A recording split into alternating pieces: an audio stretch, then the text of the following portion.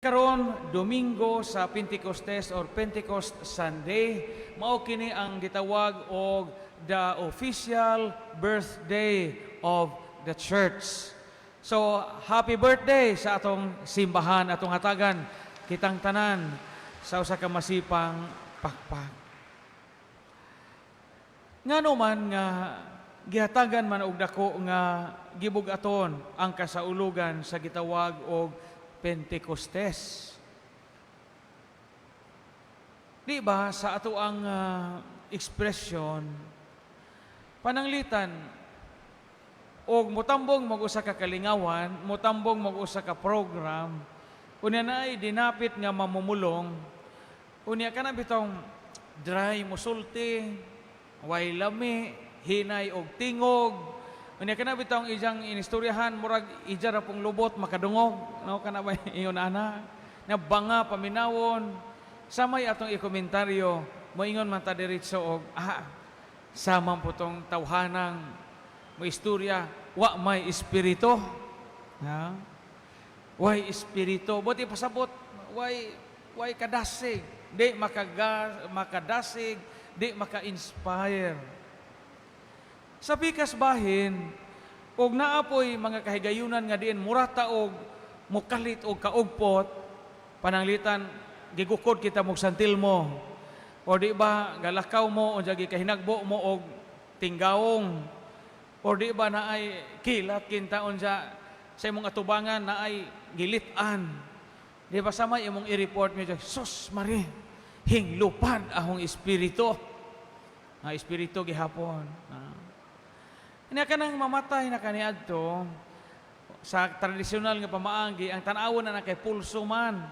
No, o galihok pa ba, o napabay gapitik ang pulso, o wa na'y pulso, mayon dito itong mga tiguan, himbuwag na iyang lawas, gikan sa iyang espiritu. Spirit. Gikan ka na sa pinulungan nga Latin nga spiritus. Ang meaning na sa English is ginhawa, breath.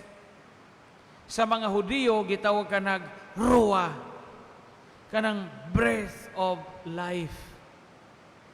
And mo nang gitawag sa credo og nagatuo kami sa Espiritu Santo ang maghahatag sa kinabuhi, di ba? Thus, we believe in the Spirit, the giver of life. Kay mawad-an kas ginhawa, mawad-an man sabta sa kinabuhi. Unsa man ang papel sa Espiritu Santo diha sa kinabuhi natong mga tao o sa kinabuhi nato sa simbahan.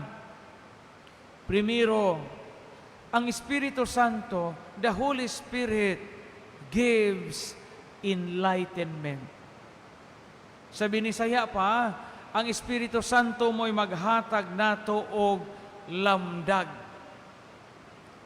Enlightenment. Kana bang lamdag kanang makapaabli sa atong kasing-kasing, makapaabli sa atong hunahuna, aron makakita kita sa unsay kamatuuran. Ngano man nga ang Espiritu Santo mo may lamdag nato. Tungod kay daghang mga kahigayunan sa atong kinabuhi nga maputos kita sa mga kalibog, nga di kita makatugkad, unsa bagayod ang kaalam nga nagpahipi sa usa ka panghitabo. Makalibog ang atong kinabuhi, makalibog ang kalibutan, makalibog ang mga nanghitabo sa atong palibot. Makinahanglan tang malamdagan sa Espiritu Santo. Pananglitan, unsa may mga butang nga makapalibog nato?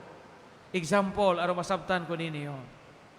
Sa kalibutan, daghang mga tao nga buutan, mga tao nga maayo kinabuhi, mga tao nga dalaygon ang ilang pagpuyo sa kalibutan.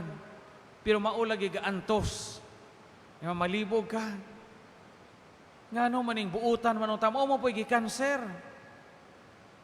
Buutan man unta tarong man tang pagkatao, mo mahinoy na disgrasya og motor, mo mahinuoy na banggaan, mo mahinuoy na tumbahan og lubi.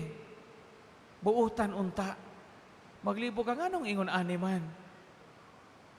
Usahay maglibog ka kaysa kinabuhi na mga tao nga sigig paningkamot,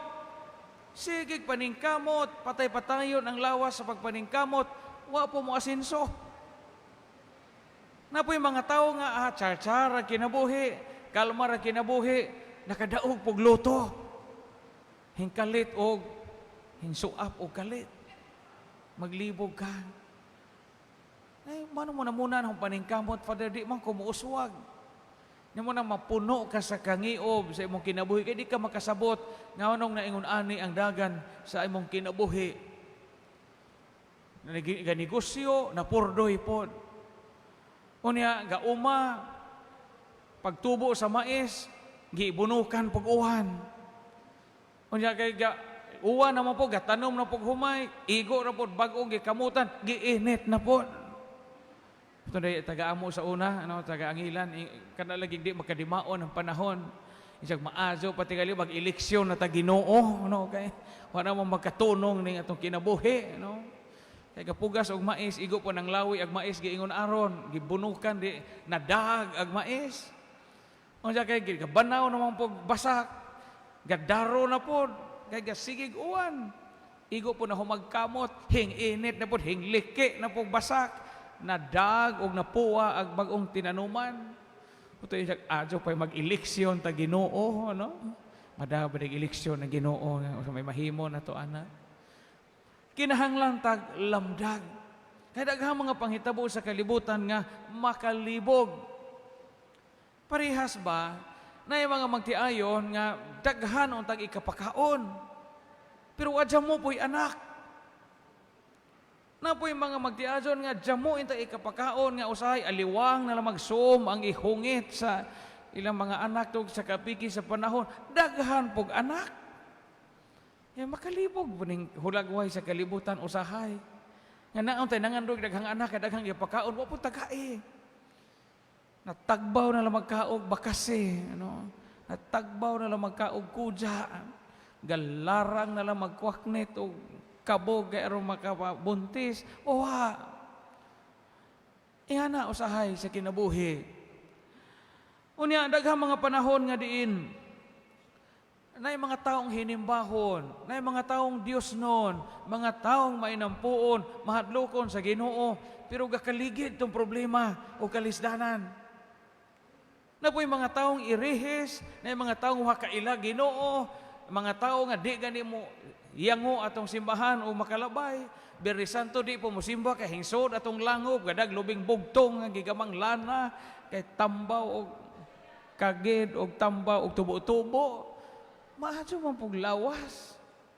Muna ubang ginong, ano man pader nga, sige man tagong pamisa, wa may no kapasar o board ng anak. Nagha mga panahon sa kinabuhi nga makalibog.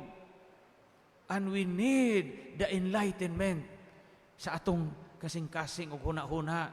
O mauna ang papel sa Holy Spirit to give us a sense of enlightenment. Lamdag.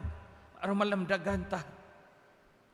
Usa sa mga problema karon nga giatubang sa kalibutan, labi na sa laing mga nasod, kanang gakadaghan na mga batan-on nga manggihikog. Daghan karon, arang-arang ni sa Pilipinas kay pipila malamang, pero naanay mga batan-on ang gihikog. At sa ubang mga nasod, daghan kaayo nga mga instances, mga bata pa manghikog. Mangambak sa ilang kondominium, mangambak sa ilang apartment. Sa may problema, wa maon ang laptop. Pastilan. Daghan na ingon ana, labi na kay sa ubang mga nasod, sa ubang mga cultures, inig-abot ni mog 18, magkinaugalingon na manggo ka. Wa nay mohatag ni mog lamdag ba? Wa nay mohatag ni mog enlightenment. Kay sa ubang mga nasod, mo edad kag 18, independent naman kasi imong ginikanan. Di man pareha nato nga bisag dako na tausay magsalig ta ginikanan. Sila kay wa man di naman sila mangilabot sa kinabuhi sa uban. Mo po ni piskay ning Filipino culture kahilabtanon ta sa ubang kinabuhi, Namang hilabot as kinabuhi sa uban makabantay ta kinsay kahikugo na o kinsay dako nagproblema. Pero tungod ni ana daghang mga batan-on ang maghihikog ngano man kuwang sila lamdag. Kuwang og enlightenment. Wa na may mama nga moingon nila nga day adyaw pag ingana wa man gani minipapa nimo sa una. Doong asaw pag-ingon anak, kanang imong kalisod ron, kaladyo ra na sa nagian na mo ni papa nimo sa una. Wadya mo na may maingon anak, ka-independent naman sila. Sila na may kinaugalingon o kinabuhi. Sa atong kinabuhi, kinahanglan tag enlightenment. The light and enlightenment of the Holy Spirit. Mao bitaw nang naay seminar nga gitawag Life in the Spirit Seminar. Uso na sa mga charismatic. Kay numdum ko anak panisan baya ko na sa seminaryo sa una. Iswila po ko seminaryo kay kanang apil lagi mga ingon anak. Sa naa mo na gift of tongue, di ba?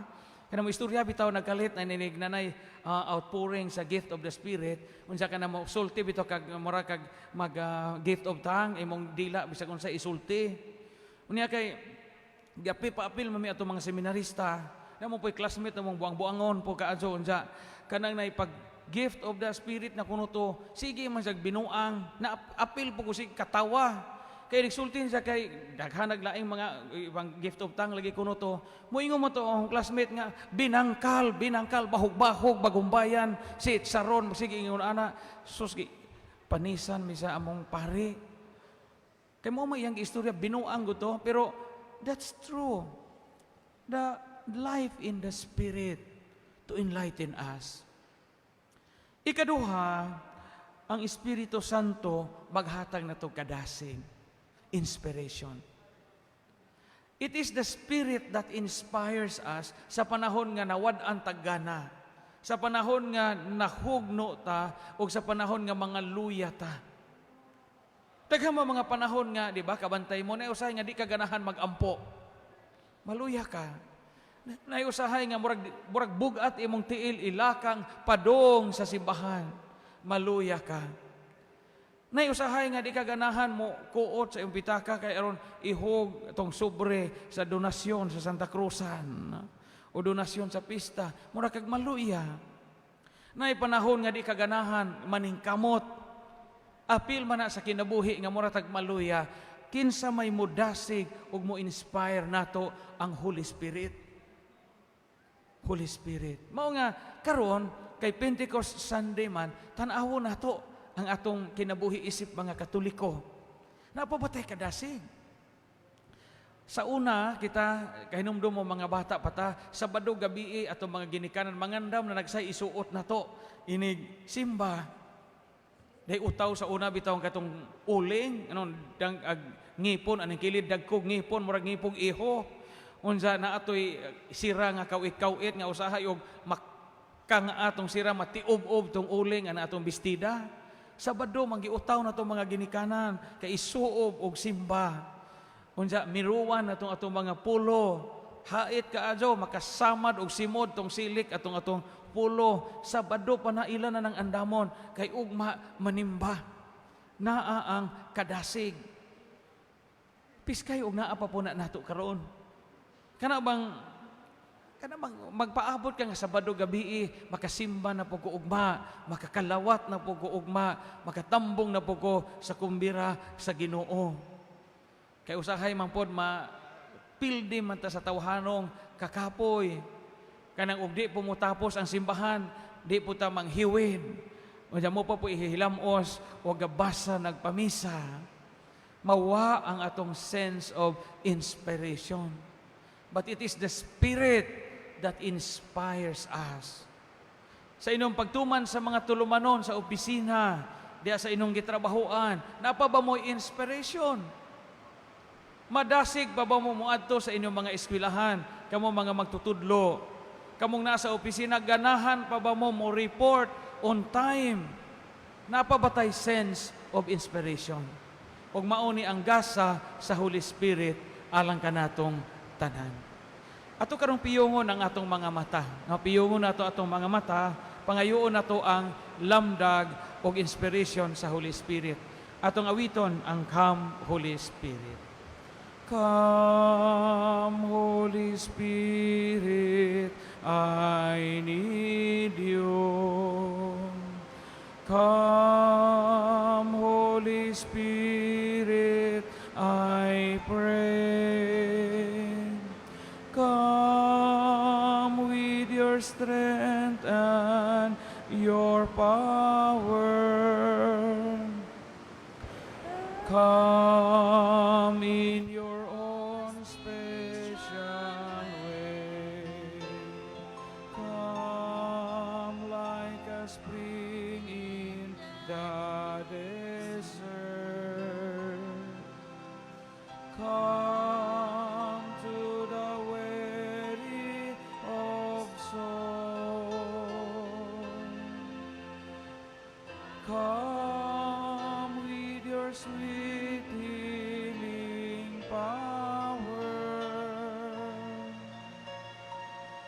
Touch me and make me whole.